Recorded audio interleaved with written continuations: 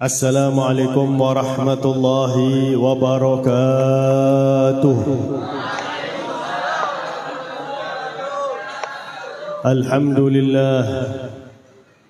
Alhamdulillahilladzi anara al-wujuda bi tal'ati sayyidil mursalin فأزاح به الظلمات بعد أن كان الناس في ظلمة الجهل حائزين وأرسله الله رحمة للعالمين اللهم فصل وسلم وبارك وكرم وشرف وعظم على حبيبك ونبيك وصفيك سيدنا ومولانا محمد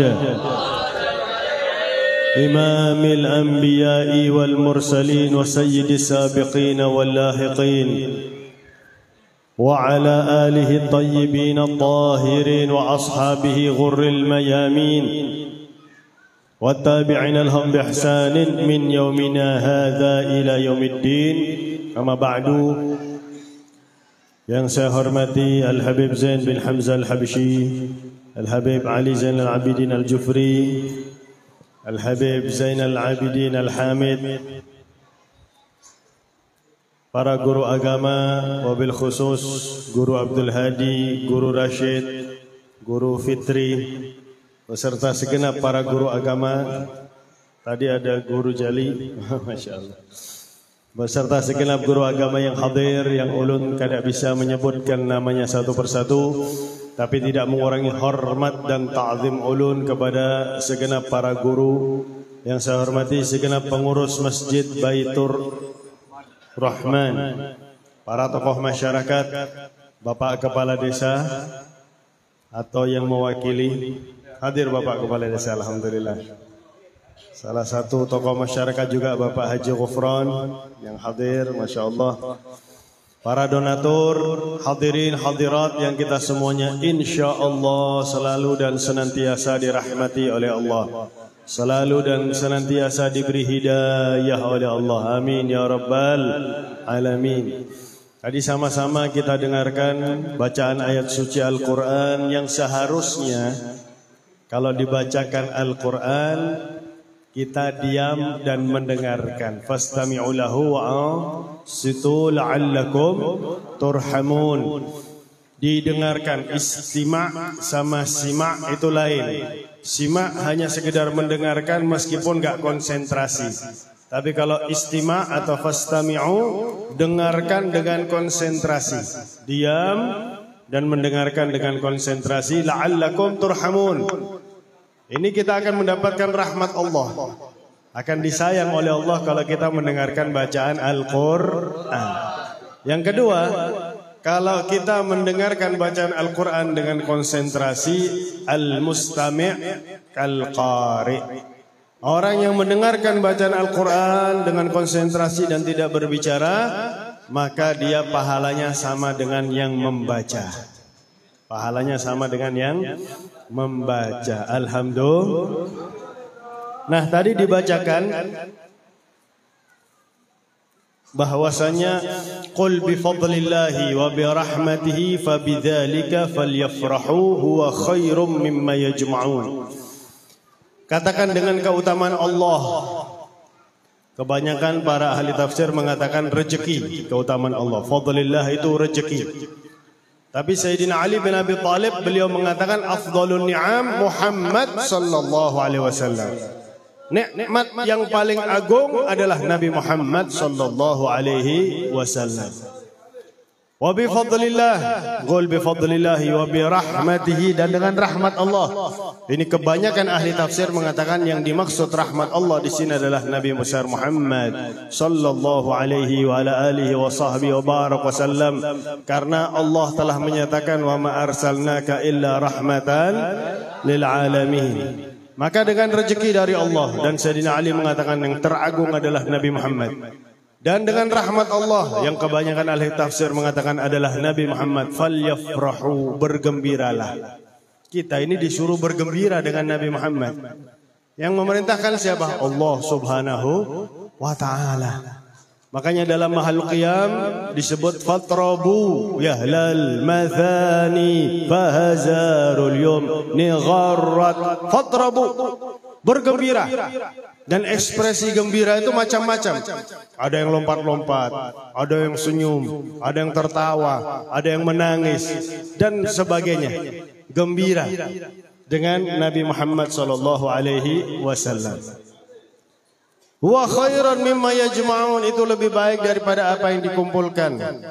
Di sini juga hadir calon anggota dewan, Masya Allah. Ada lagi yang lain calon anggota dewan yang lainnya absen ya. Bapak camat? Oh, camat calon mati kita semualah. Nah, gembira dengan kelahiran Nabi Muhammad. Bagaimana enggak gembira, semua kebaikan diberikan oleh Allah berkat kelahiran Nabi besar Muhammad sallallahu alaihi wasallam. Jangankan kita, Abu Lahab yang orang kafir, yang menentang Nabi, memusuhi Nabi, bahkan disebut dalam Al-Quran Abu Lahab, sehingga para ulama mengatakan Abu Lahab itu satu-satunya manusia yang masih hidup di dunia sudah disiksa oleh Allah Subhanahu wa taala. Ketika lahir Nabi Muhammad, budak beliau yang bernama Thuwaibatul Aslamiyah mengetuk pintu rumah beliau subuh. Karena Nabi Muhammad lahir sebelum subuh.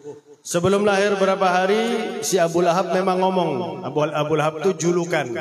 Karena kalau dia matanya, apa katanya orang Banjar, menceleng, seakan-akan keluar sambaran api dari matanya. Maka dijuluki Abu Lahab. Bukan bapaknya Lahab, bukan. Tidak punya anak namanya Lahab dia. Cuma dia mengeluarkan pandangan yang mengeluarkan sambaran api. Orang tidak berani. Ini sama dengan bahasa Jawa kalau bahasa Banjar. Orang kada wani. Wani itu bahasa Jawa juga.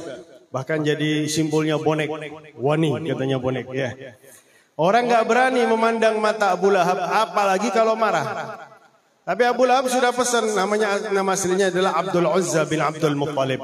Sudah pesan sama budaknya Thuwaibah, "Hei Thuwaibah, kalau lahir ponakanku anaknya Abdullah, beri kabar kepada aku, karena ini sudah hari-hari menjelang kelahirannya. Kapanpun." Maka begitu lahir sebelum subuh, Thuwaibah tahunya sekitaran subuh, digedor rumahnya Abu Lahab. Marah Abu Lahab. Karena itu lagi puncak nikmatnya orang tidur. Ini orang barat meneliti, segala sesuatu itu ada puncak kenikmatannya. Puncak kenikmatan makan, orang lagi suapan terakhir. Kalau nggak percaya, kita makan sama orang, lagi suapan terakhir kita ambil. Marah orang itu. Karena itu puncak kenikmatan makan. Ada puncak kenikmatan yang lain, ada. Ada puncak kenikmatan tidur, katanya orang barat. Ketika pas waktu subuh. Makanya waktu subuh kita diuji sama Allah. As-salatu khairum minan naum. Salat lebih baik daripada tidur. Apakah kita lebih mengutamakan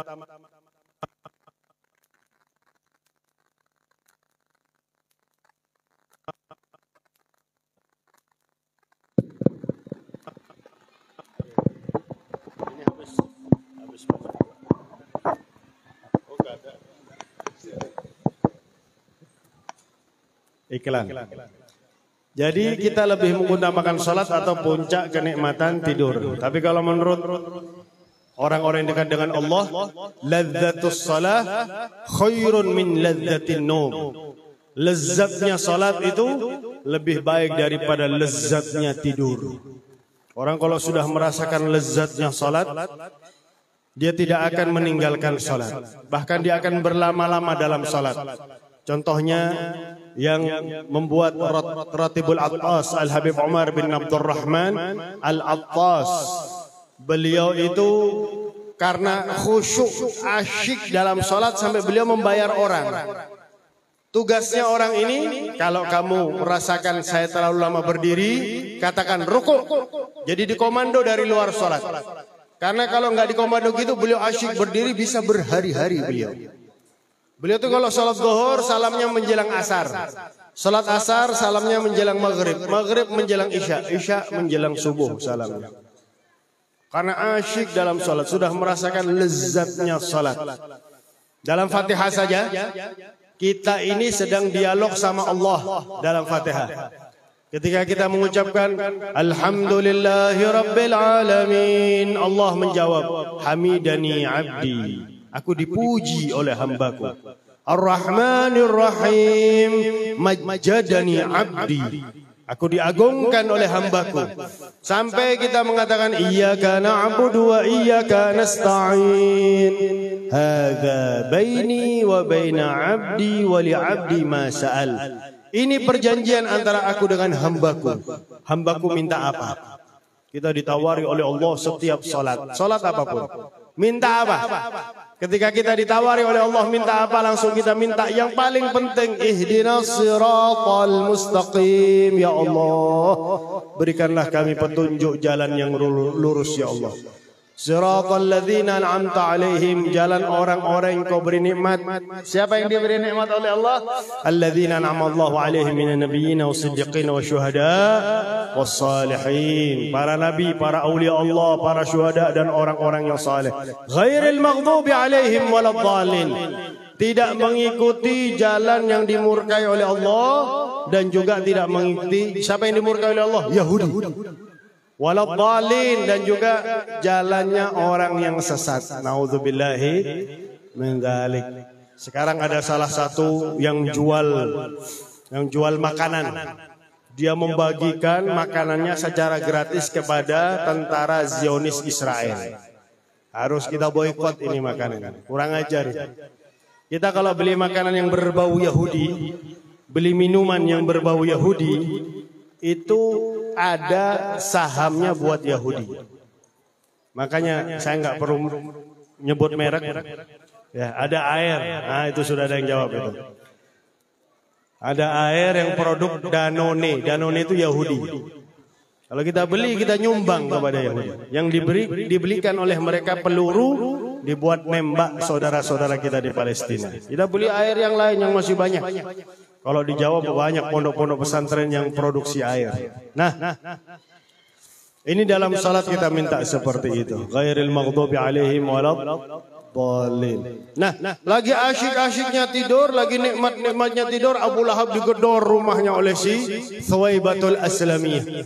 Marah Abu Lahab. Wailaki ya Thuwaibah, lima ajutini fi hadhihi sa'ah. Sungguh celaka engkau wahai Thuwaibah. Kenapa engkau bangunkan aku di jam sekian? Lagi enak-enaknya tidur, lagi nyaman-nyamannya tidur. Makanya kalau para suami atau para istri dibangunkan subuh marah-marah, berarti golongannya Abu Lahab berarti. Nauzubillahi min dzalik. Waktunya subuh kok marah-marah. Sholat, habis sholat tidur lagi nggak apa-apa ya. Kalau perlu habis salam ada bantal di sebelah kiri langsung tidur lagi nggak apa-apa. Nah, Thuwaibah mengatakan, kan Anda yang nyuruh. Kapan saya nyuruh? Masih marah ini. Kalau lahir ponakanmu anaknya Abdullah, kapanpun beritahu kepada Anda. Orang naik itu biasanya marah itu biasanya susah turun. Ini langsung dingin Abu Lahab. Sudah lahir, iya. Laki atau perempuan? Laki-laki wahai Abu Lahab. Karena terus terang waktu itu kalau lahir perempuan dikubur hidup-hidup. Dianggap sebagai beban kaum jahiliyah. Bahkan pernah Sayyidina Umar bin Khattab, suatu saat beliau senyum, kemudian beliau menangis.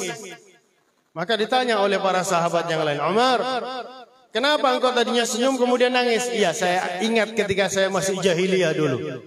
Saya pernah dapat rezeki, saya buat Tuhan, yaitu patung, dari kue. Saya buat Tuhan itu dari kue. Kemudian saya bangkrut, lapar. Nggak ada makanan, maka saya permisi, maaf Tuhan, Anda saya makan. Dimakan Tuhannya sendiri, dimakan sama dia. Sampai habis Tuhanku aku makan katanya. Makanya sekarang aku ketawa, mengetahui kebodohanku. Yaitu bertuhankan berhala. Dan aku menangis karena suatu saat aku bepergian berdagang selama 3 bulan, istriku melahirkan anak, ternyata anak itu perempuan. Supaya mengelabui aku, anak itu diberi pakaian laki-laki. Aku pulang dari perdagangan, aku lihat anakku laki-laki. Dan zaman jahiliyah itu nggak ada laki ngurus anak, itu nggak ada. Dari bayi laki ngurus anak nggak ada. Kalau sekarang banyak kan suami-suami yang solihah, banyak sekarang. Solihah suami.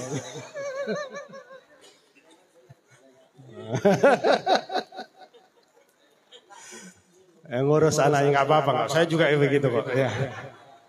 Ketika masih 40 hari saya nggak tidur malam. Ya. Saya ngurus bayi. Nah, ini membicarakan diri saya sendiri, tenang aja. Nah, suatu saat anakku itu sudah sekitar umur 3 tahun, ingin keluar sama aku. Di tengah jalan mau buang air kecil. Aku buka celananya, aku suruh dia berdiri karena zaman jahiliyah itu kalau kencing berdiri laki-laki. Apalagi kalau ada yang masih kencing berdiri termasuk zaman jahiliyah termasuk. Mau laki mau perempuan itu sunnahnya kencing jongkok. Sunnahnya Nabi Muhammad SAW.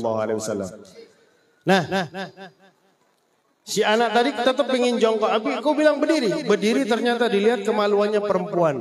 Seketika itu aku kubur hidup-hidup. Itulah yang membuat aku menangis. Mengubur anakku sendiri hidup-hidup. Karena senang Abu Lahab mendengar ponakannya laki-laki. Wahai Thuwaibah, karena engkau membawa kabar gembira ini, aku bebaskan engkau dari perbudakan. Dengan syarat, engkau susui ponakanku itu 3 hari berturut-turut. Jadi yang menyusui Nabi ibundanya sendiri setelah 2 hari nggak disusui. Jadi Nabi itu 2 hari setelah hari akhir nggak disusui. Tanda itu juga disebut di dalam kitab Taurat. Bahwasanya Nabi akhir zaman ketika lahir 2 hari nggak disusui. Setelah itu disusui oleh ibundanya. Setelah itu disusui oleh Thuwaibatul Aslamiyah.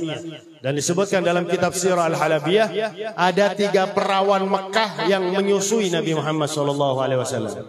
Mereka mendengar betapa istimewanya kelahiran Nabi Muhammad. Mereka datang kepada ibunda Nabi Muhammad Sayyidatuna Aminah.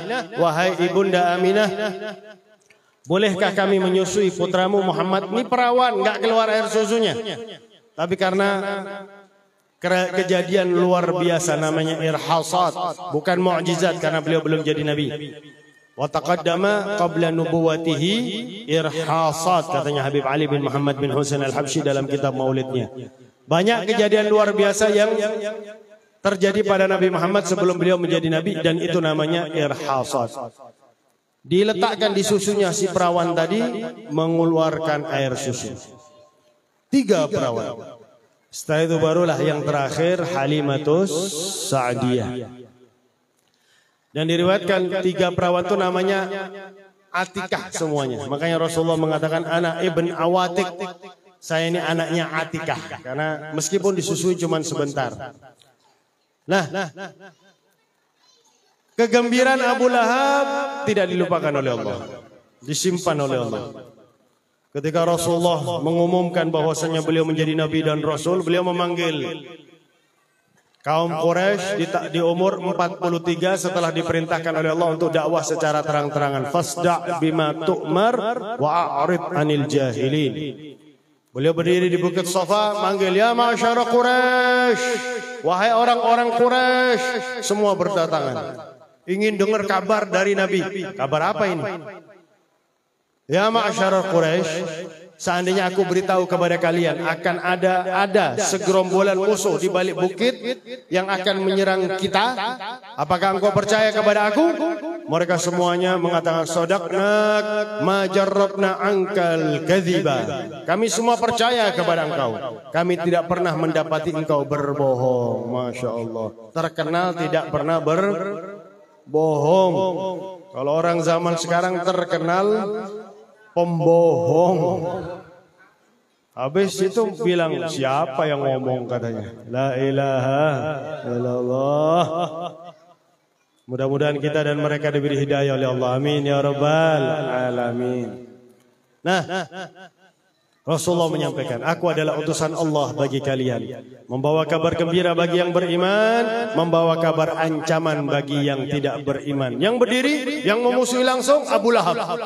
Berdiri dan dia menunjuk Nabi Muhammad. Tabban laka ya Muhammad, alihada jama'atana. Sungguh celaka engkau wahai Muhammad.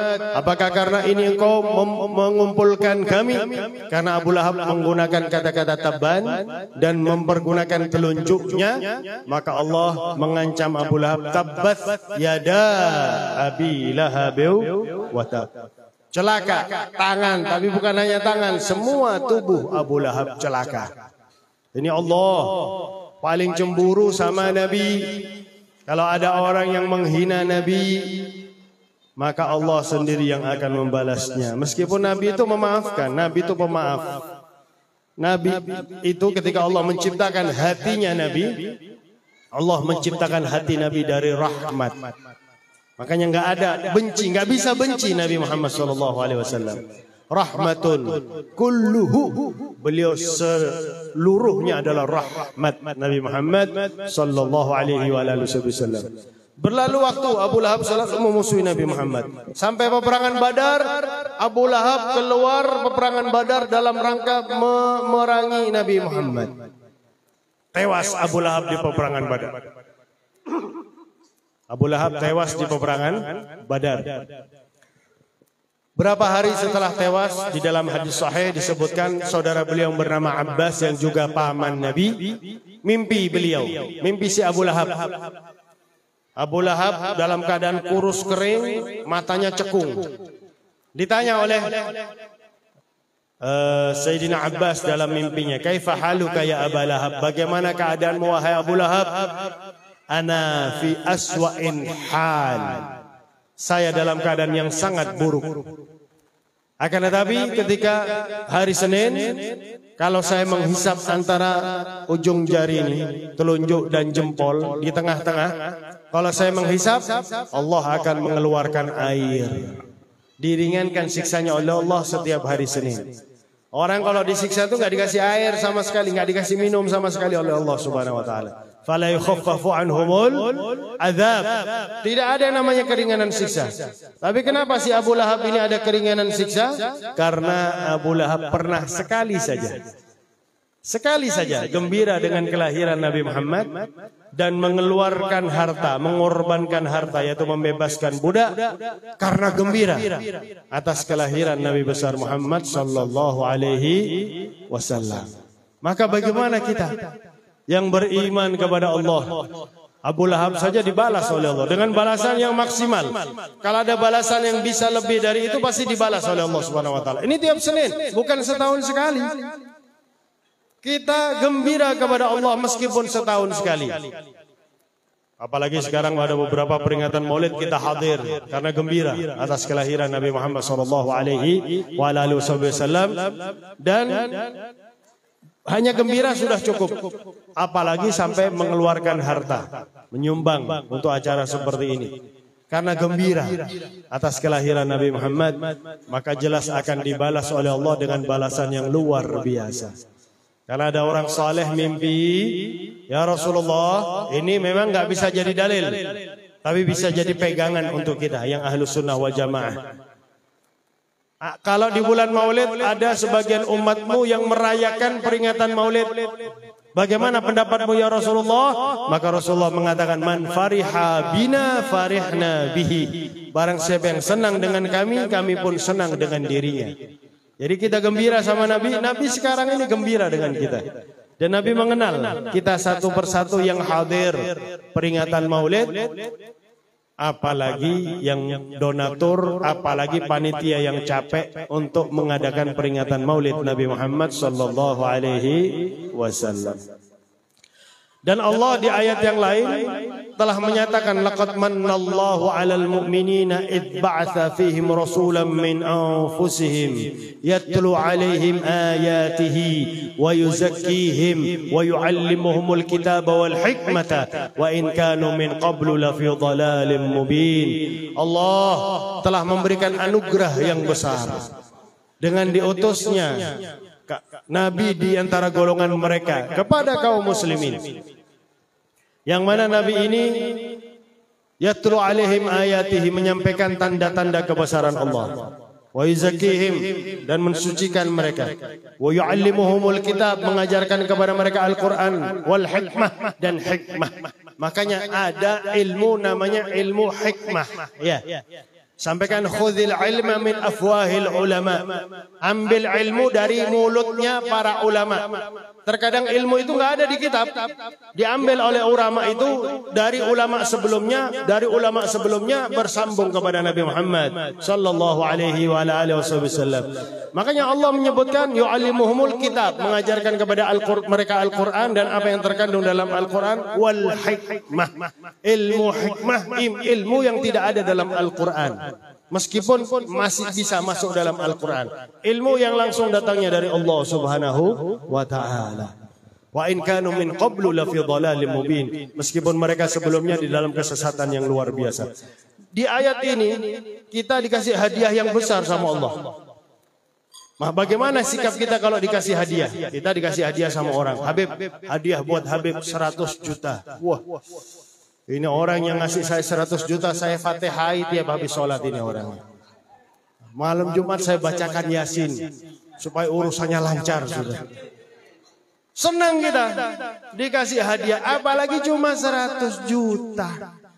Dikasih dunia seisinya, enggak ada apa-apanya dibandingkan Nabi Muhammad. Ada seorang datang kepada Sayyidina Ali bin Abi Thalib, "Ya Ali, sifli Muhammadan." Yahudi ini yang datang, ceritakan kepada aku tentang Muhammad. Sayyidina Ali bin Abi Thalib senyum dan mengatakan, "Siflid dunya." Sebelum aku ceritakan kepada engkau tentang Nabi Muhammad, ceritakan dulu kepada aku tentang dunia. Si Yahudi tadi geleng-geleng kepala dan mengatakan, "Dunia ini luas wahai Ali. Belum apa yang terkandung dalam dunia. Akan memakan waktu berhari-hari. Itu pun yang saya ketahui. Kamu menceritakan dunia yang kecil, yang hina di mata Allah, enggak mampu. Bagaimana aku mau menceritakan kepada kamu tentang Nabi Muhammad yang agung di sisi Allah subhanahu wa ta'ala." Sampai-sampai Al-Imam Suyuti beliau mengatakan, seandainya semua air di dunia jadi tinta, semua manusia dan jin jadi penanya, semua pohon di dunia jadi kertasnya, semuanya dibuat untuk menuliskan tentang Nabi Muhammad, sudah habis semua, belum habis tentang Nabi Muhammad sallallahu alaihi wasallam. Maka yang diceritakan itu hanya sedikit tentang Nabi Muhammad sallallahu alaihi wasallam. Dan itu manusia yang agung, murni hadiah dari Allah untuk kita. Murni pemberian dari Allah untuk kita. Dan sebaik-baiknya hadiah memang Nabi Muhammad. Maka nggak ada salahnya kalau kita gembira. Dan wajar orang dikasih hadiah dia gembira.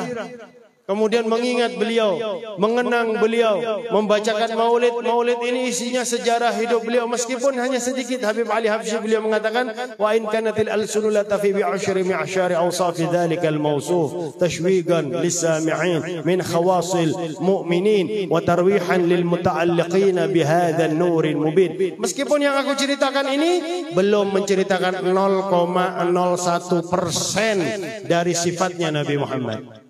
Tapi tetap aku ceritakan. Tujuannya apa? Tashwiqan lis-sami'in, agar menimbulkan perasaan rindu bagi para pendengarnya, supaya kita rindu sama Nabi Muhammad. Wa tarwi min khawasil mu'minin, dari orang beriman yang khusus. Jadi Habib Ali Habsyi sudah tahu nanti akan ada orang yang enggak mau hadir maulid. Yang hadir maulid alhamdulillah, berarti kita termasuk umat beriman yang khusus dihadirkan oleh Allah Subhanahu wa taala. Wa tarwihan lil muta'alliqina bi hadzal nuril mubin, dan akan menyenangkan hati orang yang hatinya sudah terkait dengan Nabi Muhammad. Orang kalau sudah cinta sama Nabi Muhammad, tidak ada yang lebih dia cintai daripada mendengar cerita tentang Nabi Muhammad sallallahu alaihi wasallam. Hadithu Rasulillah salwatu khatiri. Cerita tentang Nabi Muhammad itulah yang mengembirakan hatiku, yang menyenangkan hatiku, yang menghibur hatiku. Nah, apalagi banyak perkara syariat, nggak ada Nabi seperti Nabi Muhammad. Nabi Musa, umatnya Nabi Musa itu kalau tobat itu bunuh diri. Bunuh diri itu syarat tobat. Baru tobatnya bisa diterima oleh Allah. Bahkan pernah mereka melakukan kesalahan massal, yaitu menyembah sapi, diperintahkan untuk saling membunuh. Allah menurunkan awan yang tebal agar mereka bisa saling membunuh. Itu tobatnya. Tapi kalau umat Nabi Muhammad cukup astaghfiruka wa atubu ilaih, tanpa bunuh diri. Dan umat Nabi Musa kalau bajunya kena najis dirobek, kulitnya kena najis dihilangkan kulitnya tersebut dengan pisau. Kita tinggal dicuci. Najis seberat apapun, najis mughalladhah, najisnya anjing babi, cukup dicuci salah satunya dengan air. Tapi ada guru saya dulu, Masya Allah, almarhum Al-Ustaz Husain bin Saleh bin Muhammad bin Ahmad Al-Muhdar, ngajar di Dalwa dulu. Beliau itu suatu saat ke Surabaya, masuk ke restoran karena beliau dapat duit banyak ini. Beliau bilang sama yang punya restoran, sajikan saya makanan yang paling enak. Disajikan. Beliau makan. Daging ini beliau makan. Manis dagingnya. Nggak pernah makan daging seperti itu. Sudah selesai, beliau tanya, Pak, ini subhanallah daging ini manis. Beliau pakai kopiah, meskipun pakai celana panjang. Ini daging apa? Yang punya restoran tuh sambil ketawa mengatakan, babi. Daging babi. Tahu ini orang Islam. Hidungnya mancung Ustaz Husain. Beliau mengatakan alhamdulillah. Kita tanya, loh Ustaz, kok antum bilang alhamdulillah? Iya alhamdulillah. Allah memberikan aku makanan yang haram dengan cara yang halal. Yaitu nggak tahu. Nggak tahu halal. Tapi anak-anak, setelah itu saya menderita. Bagaimana Ustaz? Saya kumur-kumur juga dengan tanah anak-anak dia. Karena juga di sini, karena beliau saking takutnya ya. Padahal kan yang wajib hanya luar saja. Tapi beliau juga kumur-kumur dengan tanah. Kurang ajar itu orang anak-anak. Tapi saya bersyukur, saya diberikan makanan sama orang itu, makanan yang halal dengan cara yang, makanan yang haram dengan cara yang halal. Subhanallah. Dan banyak umat ini umurnya nggak panjang. Itu termasuk hadiah berkat Nabi Muhammad. Coba kalau kita umurnya sampai ratusan tahun, lama sekali kita beribadah kepada Allah di dunia. Kita hanya berapa tahun, sebentar aja ibadah kepada Allah. Makanya Imam Syafi'i mengatakan ad-dunya sa'ah faj'alha ta'ah. Dunia itu sebentar, jadikan banyak taat kepada Allah. Di zaman Nabi Allah Nuh, beliau jalan, ada satu wanita nangis. Bu, ibu, mengantuk bu? Enggak, alhamdulillah. Saya meskipun dapat kipas angin ini kaos sudah baca ini. Bu, bukan pian. Ini Nabi Allah Nuh tanya sama ibu tadi. Kenapa Anda menangis bu? Wahai Nabi Allah, saya menangisi anak saya yang baru meninggal dunia padahal masih kecil. Berapa umur anakmu bu? 300 tahun. 300 tahun zamannya Nabi Nuh masih kecil. 400 tahun ABG. Maka Nabi Allah Nuh bilang sama ibu ini, ingin menghibur ibu ini. Bu, bagaimana menurutmu kalau ada umat yang umurnya cuma 50 tahun? Ini ibu ngelihat kepada Nabi Nuh. Percaya nggak percaya? Tapi yang memberi kabar Nabi Nuh. Ya hai Nabi Allah, kalau bukan engkau yang mengabarkan, aku nggak bakal percaya wahai Nabi Allah. Mana ada umat umurnya cuma 50 tahun? Ada. Umat akhir zaman, itu umurnya cuma 50 tahun. Bagaimana kalau umurmu 50 tahun saja wahai ibu? Wahai Nabi Allah, kalau umur saya cuma 50 tahun, saya akan pergunakan 50 tahun umur saya dalam satu sujud kepada Allah Subhanahu wa taala. Nak hendak sujud 50 tahun. Masya Allah. Kita sujud 1 menit saja sudah terasa lama sudah. Malah orang-orang sebelah itu kadang-kadang sujudnya sambil digosek-gosek jidatnya itu. La ilaha illallah. Ya enggak masalah sih. Ada juga guru saya yang sini ada hitamnya ada. Tapi pernah ada orang yang di sini ada hitamnya itu datang kepada Sayyidina Umar. Sayyidina Umar mengatakan perbaiki wajahmu. Karena wajahmu tuh dipandang oleh manusia. Sahabat enggak ada yang hitam sini. Nabi juga enggak ada yang hitam di sini. simahum fi wujuhihim min atharis sujud. Tanda itu ada di wajah, bersinar dan berseri-seri, senang. Bukan seperti mereka, mukanya marah terus. Mungkin nggak dapat jatah dari la ilaha illallah. Mukanya kelihatan nggak seneng, nggak bahagia hidup di dunia. Kesian mereka itu ya. Padahal kita senyum nyaman.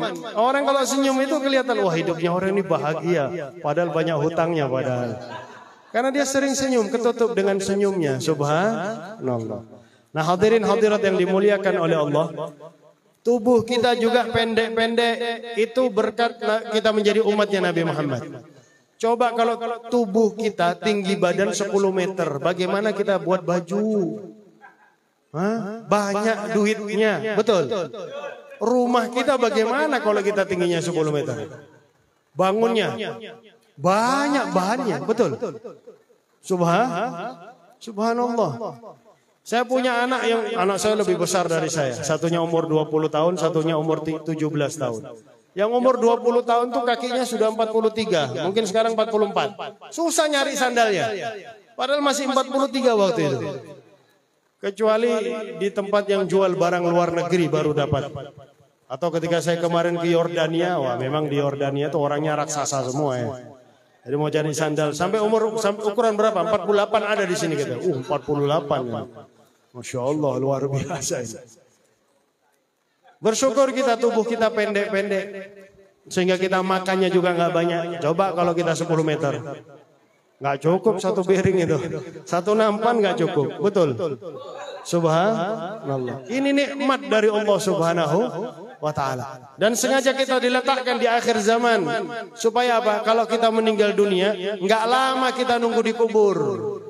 Nunggu kiamat itu nggak lama. Coba mereka. Nabi Allah Nuh umurnya 1000 tahun. Sekarang berapa puluh ribu tahun beliau dikubur. Lama nunggu kiamat. Bersyukur kita, ini hadiah dari Allah Subhanahu wa ta'ala. Dan belum lagi kita beramal sedikit, pahalanya dilipat gandakan oleh Allah Subhanahu wa ta'ala. Amal sedikit saja, pahalanya dilipat gandakan oleh Allah Subhanahu wa ta'ala.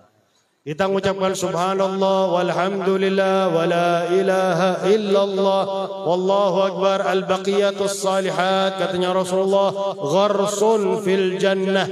Satu kalimat itu satu pohon di surga. Kalau kita memperbanyak subhanallah walhamdulillah wala ilaha illallah wallahu akbar, banyak pohon-pohon kita di surga. Maka kalau banyak pohon di surga, lebih luas tempat kita di surganya Allah Subhanahu wa ta'ala. Bahkan ada di antara umat ini dibangkitkan oleh Allah kelak di hari kiamat, wajahnya itu bersinar. Sinarnya lebih terang dari matahari. Sehingga para nabi, bahasa hadis, yaghbitunal anbiya, para nabi itu sampai cemburu. Mereka ini siapa? Nabi, Rasul, bukan malaikat, bukan. Siapa? Umatnya Muhammad yang amal ibadah mereka sudah di masjid sebelum masuknya waktu sholat. Ini mungkin zaman setelah kita ini. Kalau zaman kita ini tukang adzan saja kadang-kadang telat masih. Amalnya istiqomah seperti itu. Di masjid sebelum masuknya waktu sholat. Kemudian datang rombongan kedua, wajahnya bagaikan sinarnya bagaikan bulan di malam bulan purnama, terang juga. Kalau kita di tempat yang ada lampu nggak kelihatan terangnya bulan purnama. Coba kalau lagi mancing di laut malam-malam, pas bulan purnama, wah indahnya luar biasa. Meskipun susah nyari ikan kalau sudah bulan purnama, tapi lihat, masya Allah, indah, full bulan itu sempurna, terang sampai laut itu kelihatan terang. Nah, para nabi kembali tanya, mereka nabi rasul malaikat? Bukan, mereka umat Muhammad yang mana mereka masuk masjid berbarengan dengan masuknya waktu sholat. Yang ketiga, bagaikan bintang. Siapa? Mereka umat Muhammad yang mana mereka masuk masjid setelah masuknya waktu sholat. Cuman itu saja amalnya, nabi dan rasul kagum. Luar biasa. Karena apa? Tidak diberikan kepada mereka dan kepada umat mereka. Hanya umat Nabi Muhammad SAW. Belum kita gembira dengan Nabi. Kenapa? Banyak perkara syariat yang diringankan oleh Allah berkat permintaan Nabi Muhammad. Sholat tadinya 50 waktu, jadi 5 waktu. Lebih banyak yang dikurangi 45. Coba kalau 50 waktu, tiap kurang setengah jam sekali kita sholat. Nggak ada caleg, nggak ada. Acara seperti ini nggak ada. Tiap kurang setengah jam kita sholat. Kita baru dari masjid pulang ke rumah, baru buka baju, duduk sebentar santai. Allahu Akbar, Allahu Akbar. Ibu-ibu nggak bisa masak. Karena kadang-kadang ada yang masak lebih dari setengah jam, betul Bu? Bujur, gosong semua masakan. Sudah, jadi masakan favorit aja, goreng saja sudah. Yang paling cepat. Nggak ada orang mau mancing di laut, saya nggak mau mancing kalau gitu. Tapi katanya Allah ini sudah terlanjur wajib. Harus tetap wajib meskipun ditanggung satu orang. Saya siap nanggung ya Allah. Saya siap nanggung. Asal tahajud itu jadi sunnah bagi umatku. Oke. Wa minal laili fatahajjat bihi. Malam tahajud amar wajib. Tapi pahalanya nafilatan laka. Pahalanya pahala sunnah. Maka Nabi karena menanggung tahajud umatnya nggak mau tahajud hanya 2 rakaat. Beliau tahajud 8 rakaat, lebih dari 3 jam sholat tahajud beliau. Memberikan yang terbaik kepada Allah Subhanahu wa Ta'ala. Kita tahajud 2 rakaat saja sudah Masya Allah. Memenuhi status, memenuhi sosmed kita. Memenuhi grup, yuk kita tahajud. La ilaha illallah. Kalau cuma 2 rakaat saja tahajudnya. Subhanallah. 8 rakaat kok bisa lebih dari 3 jam? Karena rakaat pertama Rasulullah membaca sekitar 5 juz Al-Quran. Rakaat pertama itu 5 juz. Al-Baqarah, Ali Imran, An-Nisa. Itu dalam 1 rakaat dibaca oleh Nabi Muhammad SAW. Dulu aturannya di Al-Quran dulu itu Al-Baqarah terus An-Nisa. Tapi kemudian dirubah oleh Nabi Muhammad Al-Baqarah, Ali Imran, terus An-Nisa. Nah,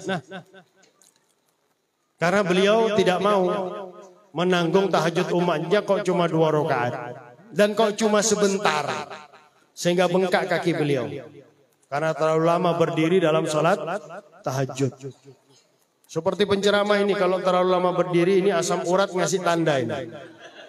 Asam urat ngasih tanda sudah waktunya untuk duduk. Tapi belum ada tandanya. Mudah-mudahan sehat di Bengalon saya ini. Amin ya Rabbal Alamin.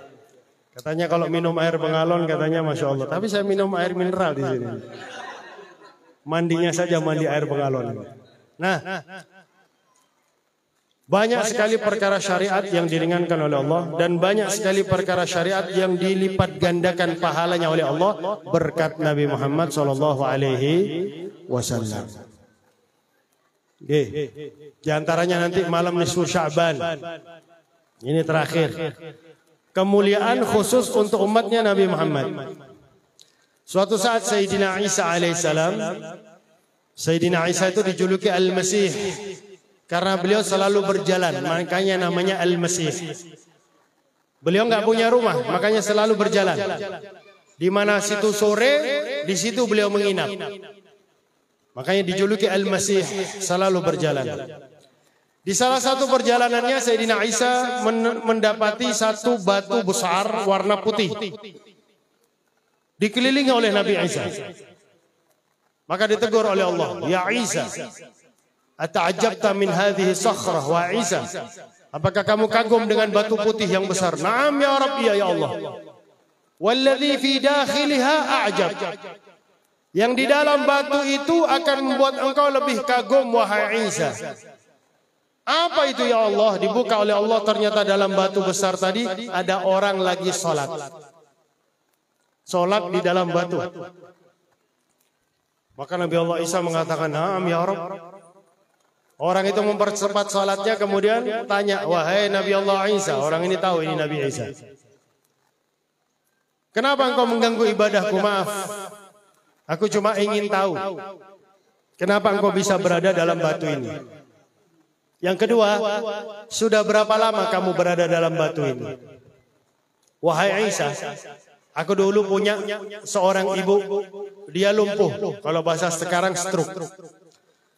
Aku sabar mengurus ibuku ini. Sehingga ibuku mengatakan kalau orang sekarang punya anak stroke, anak punya ibu stroke bagaimana? Dibacakan Yasin supaya cepat berangkat ibunya ya. La ilaha illallah. Ibuku merasa ajalnya sudah dekat, beliau mengatakan, "Wahai anakku, kamu minta apa? Saya akan mintakan kepada Allah." Doanya ibu untuk Allah, untuk anak dikabulkan oleh Allah. Ibu, tugas saya di dunia hanya dua, berbakti kepadamu, beribadah kepada Allah dan berbakti kepadamu wahai ibu.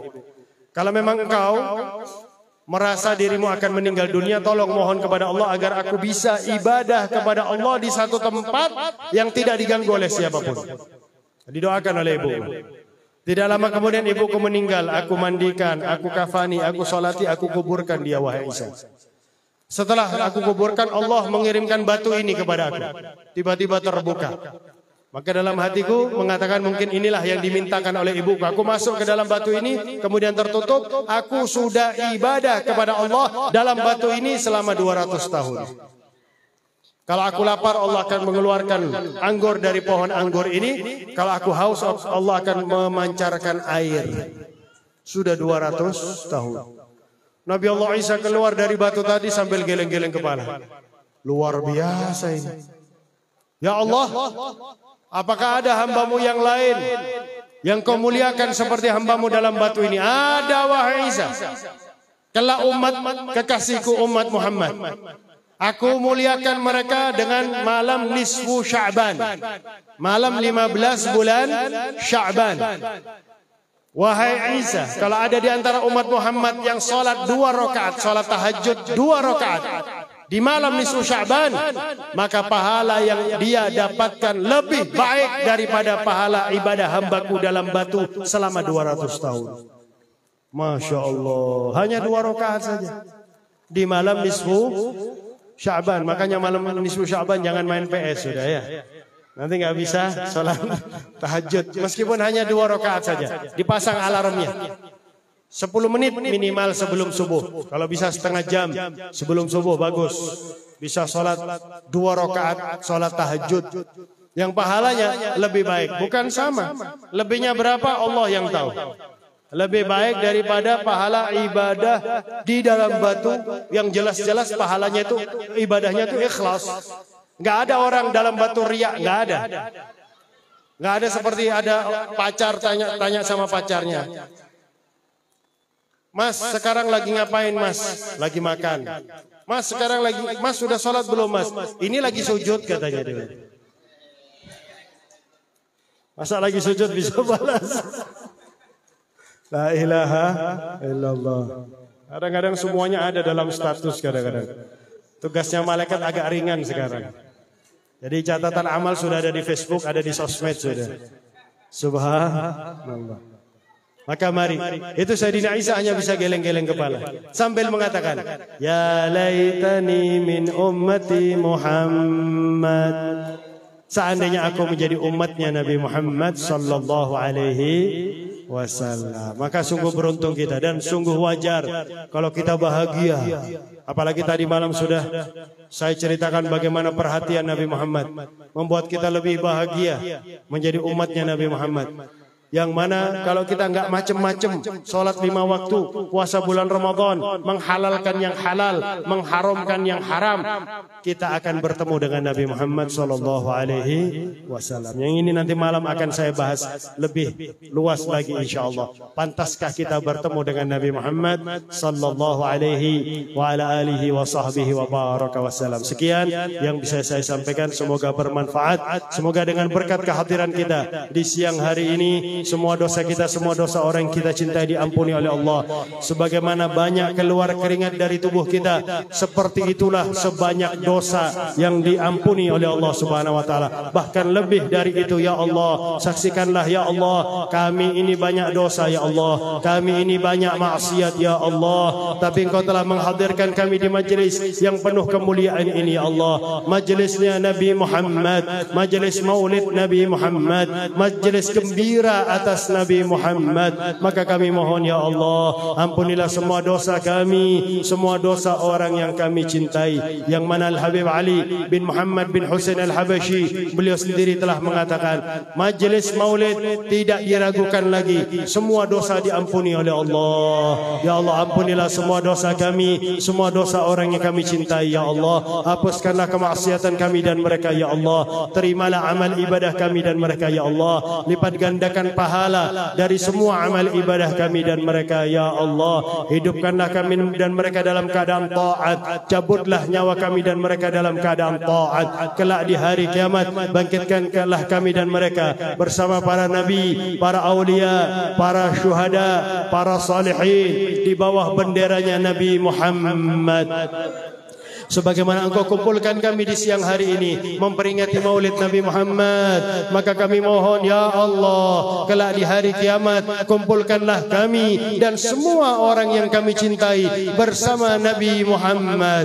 Ya Allah, meskipun di dunia kami belum pernah memandang wajah Nabi Muhammad, kami ridha ya Allah, kami rela ya Allah, tapi kelak di hari kiamat ya Allah, kami mohon agar kami dan orang yang kami cintai bisa menikmati keindahan Nabi Muhammad, bisa memandang ketampanan Nabi Muhammad, bisa mencium tangan Nabi Muhammad, bisa memeluk Nabi Muhammad, dekat dengan Nabi Muhammad, mendapatkan senyum Nabi Muhammad, disambut oleh Nabi Muhammad, berdiri di benderanya Nabi Muhammad, minum dari telaga Kautsar dari tangannya Nabi Muhammad, melewati siratal mustaqim, dituntun oleh Nabi Muhammad, masuk ke surgamu ya Allah bersama Nabi besar Muhammad sallallahu alaihi wa ala alihi wa sahbihi wa baraka sallam.